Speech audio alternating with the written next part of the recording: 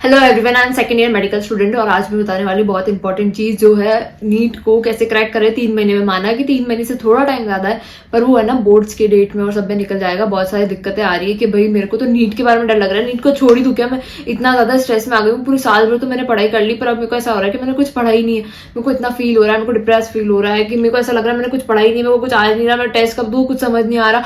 मैं कौन से चैप्टर्स पहले करूँ, कौन से चैप्टर्स हुए वो भी नहीं पता, कितने हुए वो भी नहीं पता। बिल्कुल ऐसा लग रहा है कि मैं जीरो पे आ गया हूँ। हमेशा सबको ये डाउट आता है कि मेरा नीट में बहुत टाइम कम है, मेरा अभी तक कुछ सॉल्व नहीं हो रहा और मैं जीरो पे आ गया हूँ। ऐसा बिल्कुल नहीं है। आपने पढ़ा है, 110% पढ़ा है तो को ली है ना आपने, तो इसका मतलब आपने पढ़ा है। बस आपको दिक्कत यह आ रही है कि आपका रिवर्जन नहीं हुआ है, ठीक है। इसलिए आपको ऐसा फील हो रहा है कि आप तो बिल्कुल जीरो पे हो, हमने पढ़ा नहीं है कुछ भी नहीं, ठीक है। आज मैं बहुत सीधा सीधा सही सही चीज बताऊंगी, टॉपिक वाइज बताऊंगी, कौन सा टॉपिक किस में करना है, कहाँ से करना है, कैसे रिवीजन करना है, कब मॉक टेस्ट देने हैं, ठीक है। किस में कैसे सिलेबस बनाना है, कैसे पढ़ूं, कहाँ से पढ़ूं, कितने घंटे पढ़ूं, कितना करना है कि हो जाएगा मेरा 600 प्लस 650 प्लस भी आ जाएंगे कि मेरे, अगर मैं जीरो से चालू कराऊं। देखो सबसे पहली बार अब अपन चालू करते हैं। सबसे पहली बात चीज ये होती है कि कोई भी जीरो पे नहीं है। सबने किताबें खोली है, सबने पढ़ा है, सबने सारी चीजें पढ़ी है। सबका ऐसा होता है कि बायो तो हो गई, मेरी बायो तो हो गई, अब बाकी फिजिक्स नहीं हो रही, केमिस्ट्री नहीं, बहुत सारी चीजें हैं, 11th नहीं हुई है, 12th नहीं हुई है, कुछ समझ नहीं आ रहा कहाँ से करूँ, ठीक है। सबसे पहली चीज आती है, मैं आपको है ना इंपॉर्टेंट टॉपिक्स बताती हूँ। टॉप 10 टॉपिक्स जो होते हैं ना फिजिक्स केमिस्ट्री बायोलॉजी के, जो लास्ट 10 ईयर्स में सबसे ज्यादा आए थे, ठीक है। तो इसका मतलब ये है कि आपको वेटेज बनाना है कि आपको सबसे पहले कौन से चैप्टर पढ़ना है, कौन से बाद में पढ़ने हैं, क्या वेटेज रहेगा। ये मैंने आपको पहले बताया था। अभी मैं सारे टॉपिक्स के नाम रिपीट करती हूँ, स्क्रीन पे भी लगा दूंगी कौन से चैप्टर्स के कौन कौन से टॉपिक्स है, ठीक है। टॉप 10 जो टॉपिक्स है फिजिक्स के बारे में बताती हूँ मैं, ठीक है।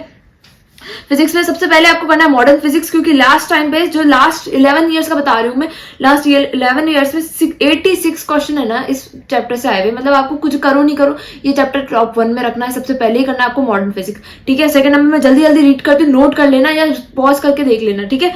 नंबर 1 हो गया मॉडर्न फिजिक्स, सेकंड हो गया थर्मल फिजिक्स, थर्ड हो गया करंट इलेक्ट्रिसिटी, फोर्थ हो गया सेमीकंडक्टर्स, फिफ्थ हो गया मैग्नेटिक इफेक्ट, और आगे की मैं जो है स्क्रीन पे लगा दूंगी टॉप 10, ठीक है। अभी मैं आगे बताती हूँ आपको केमिस्ट्री के लिए। केमिस्ट्री में सारे ब्लॉक्स कर लेना।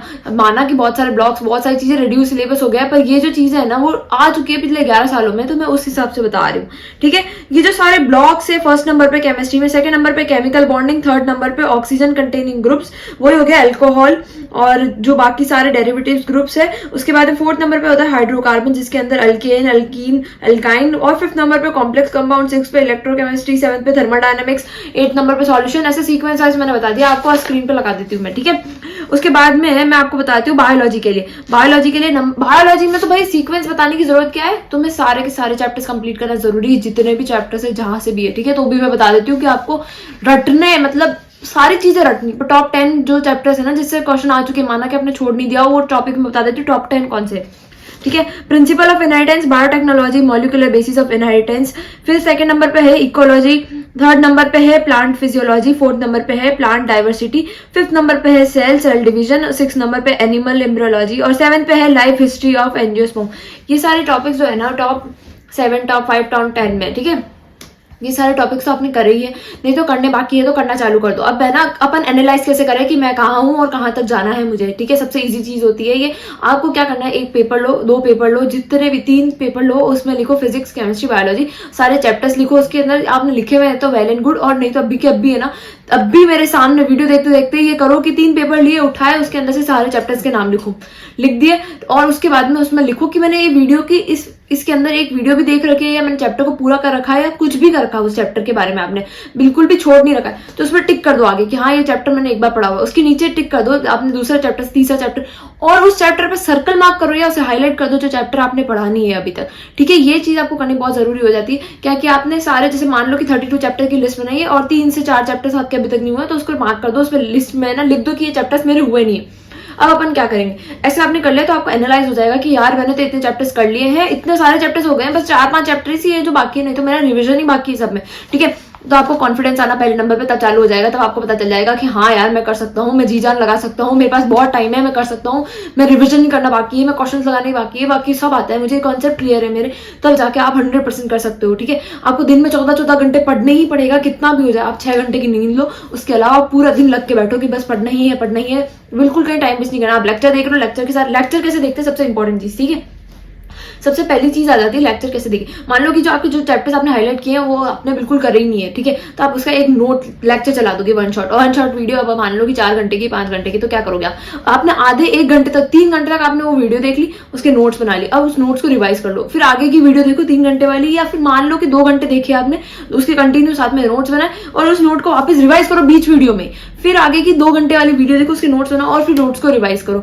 आपका है ना वो चैप्टर उसी टाइम कंप्लीट हो जाएगा। आपको ऐसा नहीं लगेगा कि यार वीडियो देखे नोट्स ही बनाए, पढ़ना तो बाकी रह गया।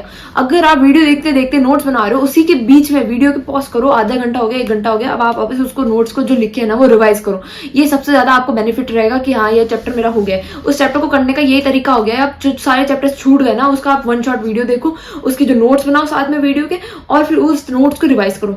ये सारी चीजें हो गई। अब क्वेश्चन प्रैक्टिस करना जरूरी हो जाता है, टेस्ट देना जरूरी हो जाता है, मॉक टेस्ट दे, यूनिट टेस्ट दे, क्या दे, ठीक है। तो मैं टेस्ट के लिए एक ना बुकलेट बताती हूँ। एजुकार्ड की तरफ से एक बुक है, एजुकार्ड की तरफ से, ये इसका लिंक जो होगा डिस्क्रिप्शन में हो जाएगा। इतनी अच्छी बुक है, इसके अंदर 24 मॉक पेपर्स है। अब ऐसा नहीं है कि इसमें ना खाली लॉन्ग पूरे फुल सिलेबस, इसके अंदर यूनिट टेस्ट भी होंगे आपके, जिसमें सिलेबस बता रखा होगा, नए तरीके के सिलेबस भी होंगे, और जो 30% जो है ना बच्चे के लास्ट मंथ में यहाँ से यहाँ पहुंच जाते हैं। इतना ज्यादा इस बुक के अंदर सब कुछ इन्फॉर्मेशन दे रखी, नए सिलेबस के साथ में जो चीजें हैं नई नई वाली सारी ऐड हुई हुई, जो सिलेबस खत्म हो चुका है वो भी इसमें से रिड्यूस हो चुका है, जो PYQs थे वो सारे PYQs आ चुके हैं। इसके साथ में पता एक चीज और बताती हूँ कि इसमें इतने सारे ऐसे पेपर्स आते हैं, और सबसे बेनिफिट बात ये है कि इसमें OMR शीट भी आती है, ठीक है। ये सारे पेपर्स आते हैं, हर एक यूनिट टेस्ट के हिसाब से एक पेपर होता है। इमेजिन करो कि आपकी खुद के हाथ में एक पेपर है और आप 3 घंटे करके एक पेपर कर रहे हो, ठीक है, तो कितना सही रहता है। फिर इसके अंदर सारे पेपर्स है, इसके अंदर आपको थ्योरी बेस्ड क्वेश्चन मिल जाएंगे, आपको हर तरीके के क्वेश्चन मिल जाएंगे, और इसकी लिंक डिस्क्रिप्शन में होगी, जाके चेक करना। मतलब इतने सारे पेपर्स सिर्फ पूर्णिया मैम की तरफ से ये पेपर्स है, एक बार जाके चेक करना, बहुत अच्छी एजुकेटर है, ठीक है। अब अपन आ जाते हैं कि पेपर्स देना कैसे जरूरी हो जाता है, कितने घंटे पेपर दे, कहाँ से पेपर दे, ठीक है, बता दिया मैंने। अब है ना सबसे इंपॉर्टेंट चीज हो जाती है कि मैं रोज मॉक टेस्ट दूं, क्या करूं, नहीं आप वीकली दो, ठीक है, हर चीज वीकली दो। और फुल सिलेबस कर रहे हो तो आप लास्ट के 1 मंथ में फुल सिलेबस करो, और जो यूनिट टेस्ट और ये सब होते हैं ना वो वीकली टेस्ट दो आप, ठीक है। ये चीज समझ आ रही है, ऐसा टेस्ट देते हैं। अभी मैं आपको बताती हूँ शॉर्ट नोट्स और फिजिक्स, केमिस्ट्री और बायोलॉजी को अलग अलग खुद से कैसे पढ़े आप, ठीक है। लास्ट के 3 महीने बचे, अब रिविजन करना है तो मैं रिविजन कैसे करूँ, बहुत बच्चे पूछते हैं। सबसे पहली बात बायोलॉजी में रिविजन कैसे कहते हैं मैम, ठीक है। सबसे पहले उस बायोलॉजी में जैसे मैं तुम्हें कोई भी क्वेश्चन पूछती हूँ कि मानो कि है ना GM रामाचंद्र कौन थे, तो तुम्हें पता है कौन थे, कहाँ लिखा हुआ है ये पता है NCERT में कौन से, 11th में था 12th में था, कुछ पता है इनके बारे में, नहीं ना। तो आप क्या करते हो कि सारी चीजें नहीं पढ़ रहे हो आप, छोटे छोटे डायग्राम के 0 पॉइंट पे अगर लिखा होता है 0.1 माइक्रोमीटर, तो ऐसे ऐसे क्वेश्चन बन के आ जाते हैं। स्टेटमेंट क्वेश्चन की प्रैक्टिस करनी है अपन को, जहां से हो सके जितना हो सके। ज्यादातर स्टेटमेंट क्वेश्चन आते हैं, स्टेटमेंट क्वेश्चन पढ़ो कि फर्स्ट स्टेटमेंट ट्रू है या सेकंड फॉल्स है, या असर्शनिंग रीजनिंग क्वेश्चन ये आते हैं। जहाँ पे बुक में बिकॉज दिख रहा हो, जहाँ पे भी है ना ये दे फॉर और ये सारी चीजें दिख रही हो, वहाँ पे हाईलाइट करो, इसका मतलब वहां से असर्शन रीजनिंग क्वेश्चन बन सकता है। हर एक डायग्राम को बहुत अच्छे से करो, भले छोटा से छोटा डायग्राम हो उसे बहुत अच्छे से करो, ठीक है। हर एक चैप्टर के साइंटिस्ट के नाम याद रखो। जैसे मैं बताती हूँ, मेरे पास एक शीट पड़ी हुई मैं तुम्हें प्रोवाइड कर लूंगी कि है ना reproduction in organism, sexual reproduction और ये जो प्रिंसिपल इनहेरिटेंस, इन सब के कौन कौन से उसमें चैप्टर्स में साइंटिस्ट है। जैसे है ना sexual reproduction in flowering plants के अंदर एक पंचान माहेश्वरी है, वो क्या करते हैं, क्या है उनके बारे में मेरे को कमेंट में लिख के बताना कि वो है कौन, क्या है उस चैप्टर में, उनके बारे में क्या दे रखा है, ठीक है। सारे साइंटिस्ट के नेम हो गए, सारे 1980s में क्या हुआ, 1960 में क्या हुआ, सारे ईयर के नाम, और जो छोटी छोटी पॉपुलेशन कितनी होती है, ये सारी चीजें जो होती है ना वो स्कोरिंग मार्क्स होते हैं। आप इन सबको याद करो और आपके बहुत ज्यादा बेनिफिट होने वाला है इन चीजों से, ठीक है। बायोलॉजी का है ना रिविजन कैसे करूं मैं, समरी पढ़ ली, बायोलॉजी की लाइन टू लाइन पढ़ ली, उसके अंदर जो साइंटिस्ट का दिया हुआ होता है ना पैराग्राफ, उसको भी पढ़ लेना, उसमें लाइनों में से क्वेश्चन आते, लाइनें पढ़ ली, रट ली, सारी चीजें कर ली। अब क्वेश्चन लगाओ बायोलॉजी में, तभी तुम्हें पता चलेगा कि उस क्वेश्चन में से भी मतलब ऐसे क्वेश्चन बन सकते थे तुमने सोचा भी नहीं था, ठीक है। इसलिए क्वेश्चन प्रैक्टिस करना जरूरी हो जाता है, PYQs करना जरूरी हो जाता है कि हाँ यहाँ से PYQs आया था, सेम टू सेम नहीं तो उसका बना हुआ PYQs आ जाएगा इसमें, ठीक है। फर्स्ट चीज ये हो जाती है। सेकंड चीज बायोलॉजी में ये हो जाती है, बायोलॉजी अपन को रोज पढ़नी है, कितना भी हो जाए, दिन का आप कितना भी घंटा निकालो, 1 से 2 चैप्टर आपको बायोलॉजी के रोज पढ़ने हैं, और रिवाइज करना बहुत जरूरी। मानना कि कोई चैप्टर नहीं हो आपका, वो पढ़ो और बाकी रिवाइज करो, ठीक है। बायोलॉजी हो गया, आपने मान लो बायोलॉजी के 2 चैप्टर लगाए, केमिस्ट्री के आपने आज बैठ के 2 चैप्टर लगाए, 2 आपके 4 चैप्टर एक दिन में कंप्लीट हो गए, पूरा दिन वेस्ट नहीं हुआ आपका, बहुत कंप्लीट हो गया, आपका बेनिफिट हो गया, ठीक है। टाइम वेस्ट नहीं करना बिल्कुल भी, फोन नहीं चलाना, फोन नहीं चला रहे हो आप, मतलब टाइम वेस्ट करना क्या होता है, ठीक है, डिस्ट्रैक्ट होना, पढ़ते पढ़ते बैठ के ख्यालों में खो गए कि वहाँ नीट के बाद तो मैं ये करूंगा, वहाँ नीट के बाद। अभी ये नहीं सोचना, अपन को ये सोचना है कि 3 महीने में नीट क्रैक होगा, हमारा 100% क्रैक होगा। कोई भी ऐसे टेंशन लेने की जरूरत नहीं कि मेरा नीट क्रैक नहीं होगा। हमेशा हमेशा ये सोच के चलना कि तुम्हारा नीट क्रैक होगा। आज के आज लिख लो आगे कि नीट क्रैक होगा और पढ़ने बैठ जाओ। जब भी मन नहीं कर रहा हो ना पढ़ने का, तो बस बुक खोल के बैठ जाओ और ना ये सोचो कि मेरे को नीट क्रैक करना है। ये खुशी सोचो कि नीट क्रैक करने के बाद मैं आऊंगा और कितना खुश हूंगा, मुझे सीट मिल जाएगी, मैं डॉक्टर बनूंगा। सबसे ज्यादा खुशी यही होती है, ठीक है। नीट होना ही चाहिए, क्लियर होना चाहिए। अभी मैंने बायोलॉजी की बात बता दी, अब मैं फिजिक्स की बात बता दूं। फिजिक्स में सबसे पहले मैं हमेशा बताती हूँ कि फॉर्मूला शीट बनाओ। जो चैप्टर नहीं हुए उसके वन शॉट देखो, उसके नोट्स बनाओ, उसके बारे में क्वेश्चन सॉल्व करना चालू कर दो, ठीक है। चैप्टर कैसे दे, वीडियो लेक्चर कैसे देखते वो मैंने वीडियो के स्टार्टिंग में बता दिया। अब मैं बताती हूँ तुम्हें शॉर्ट नोट कैसे बनाना है, ठीक है। मेरे पास शॉर्ट नोट्स बने हुए पड़े, पर मैं तुम्हें बताती हूँ तुम खुद कैसे बना सकते हो, जो तुम्हें लास्ट के mock test, full unit mock test देने में हेल्प करेंगे, ठीक है। सबसे पहले मान लो करंट इलेक्ट्रिसिटी चैप्टर दे रहे हैं, ये आपको पता भी चल जाएगा शॉर्ट नोट कैसे बनाते हैं, रिविजन कैसे करते हैं, ठीक है। आप सबसे पहले उसमें चीज लिखना इलेक्ट्रिक करंट क्या होता है। इलेक्ट्रिक करंट की डेफिनेशन लिखी, उसके अंदर आपने लिखा एवरेज इलेक्ट्रिक करंट क्या होता है, इंस्टेंटेनियस इलेक्ट्रिक करंट क्या होता है, उसकी फॉर्मूले लिखी। अब आप सेकंड टॉपिक पे जाओ, करंट डेंसिटी, ठीक है। करंट डेंसिटी पे जाने के बाद उसका डायग्राम बना दिया, उसका फॉर्मूला लिख दिया। थर्ड टॉपिक पे जाओगे ड्रिफ्ट वेलोसिटी के बारे में क्या होता है, कैसे होता है, वो सारी चीजें लिख दिया। PYQs में देख लिया उसको, ठीक है। थर्ड पे आता है ओम्स लॉ क्या होता है। ओम्स लॉ के अंदर जो फॉर्मूले हैं, छोटे फॉर्मूले हैं, उसके अंदर में रेजिस्टेंस कैसा है वो लिख दिया आपने। अब आता है वेरिएशन विद लेंथ, तो अब ये भी इसका फॉर्मूला लिख दिया आपने। ये टॉपिक वाइज आपको सीक्वेंस वाइज लिखना है, शॉर्ट नोट के अंदर छोटे छोटे राइटिंग में 1 पेज या 2 पेज के अंदर चैप्टर कंप्लीट करना है, ठीक है। मैं करंट इलेक्ट्रिसिटी का सीक्वेंस बता रही हूँ। Variation with area of cross section लिख दिया आपने, फिर आगे उसका फॉर्मूला लिख दिया, फिर लिख दिया आपने फॉर कंडक्टर्स लिख दिया। फिर आपको लिखना है कॉम्बिनेशन ऑफ रेजिस्टेंस के अंदर क्या क्या होता है, उसका डायग्राम बनाना है। जैसे पता है R=R1 + R2 + R3 ऐसे डैश डैश करके वो फॉर्मूला लिखना है आपको। V=V1 + V2 और उसका डायग्राम बनाओ। ये सारी चीजें लिखो आप कि रेजिस्टेंस इन पैरेलल क्या होता है, रेजिस्टेंस इन सीरीज क्या होता है, ये सारे सीक्वेंस में लिखो, उसकी फॉर्मूले लिखो। रेजिस्टेंस बिटवीन 2 नियर कॉर्नर्स में क्या होता है, इन सब का फॉर्मूला लिखो। ये सब फॉर्मूले लिखोगे तब आपकी फॉर्मूला शीट रेडी हो जाएगी। अब उसके आगे आपको है ना जंक्शन रूल और वो सारे डायग्राम्स बनाने, इतना अच्छा उसको बनाना कि व्हीटस्टोन ब्रिज लिख रहे हो आप उसके आगे, और मीटर ब्रिज लिख रहे हो, और बहुत सारी चीजें आपको, ठीक है।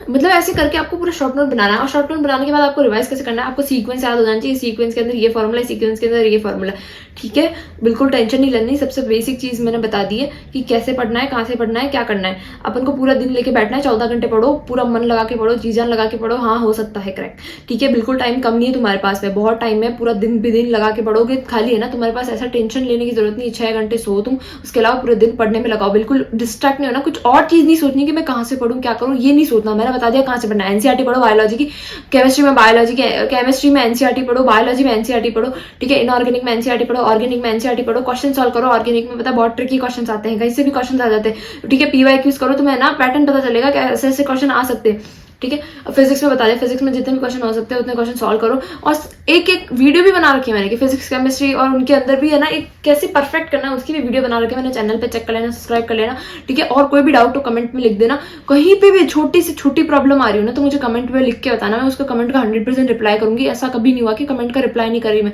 ठीक है। ये तुम्हारी सीधी सी बात है कि हाँ नीट क्रैक हो सकता है। तुम 0 पे नहीं हो ये सोच के चलना, कभी मत सोचना कि तुम 0 पे हो। तुमने 11 पढ़ी है, तुम 12th बोर्ड दे रहे हो या फिर तुम ड्रॉपर भी हो, तो तुमने पढ़ रखा है। बिल्कुल ये नहीं सोचना मैं 0 पे हूँ। 0 पे वो बच्चे होते हैं जिसने किताब भी नहीं खोली अभी तक, 9th वाले 6th वाले, वो 0 पे है, वो आप नहीं हो। आपने सब कुछ कर रखा है, आपको खाली बेसिक्स क्लियर है आपके।